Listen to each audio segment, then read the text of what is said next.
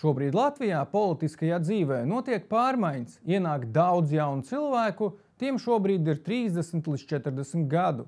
Un es pamanīju tendenci.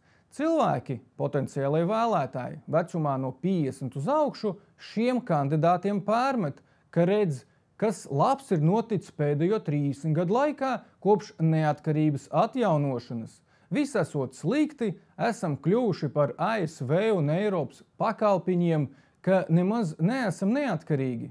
Ir viens bet, šie kandidāti 30 līdz 40 gadi ne valsti būvēja, ne politikā piedalījās. Bet kas tad piedalījās? Pareizi. Tieši šie 50 plus arī piedalījās. Un tieši šie ir cilvēki, kas izveidoja tādu valsti, kāda mums tā ir šodien. Tagad nāk ar pretenzijām. Neliels aicinājums šiem vēlētājiem. Jūs tā vietā, lai jaunajiem klāstītu savu rūgtumu par neizdevošo valsti, labāk pāanalizējiet, ko jūs darījāt nepareizi pēdējos 30 gadus, lai nepieļautu šīs kļūdas atkārtoti.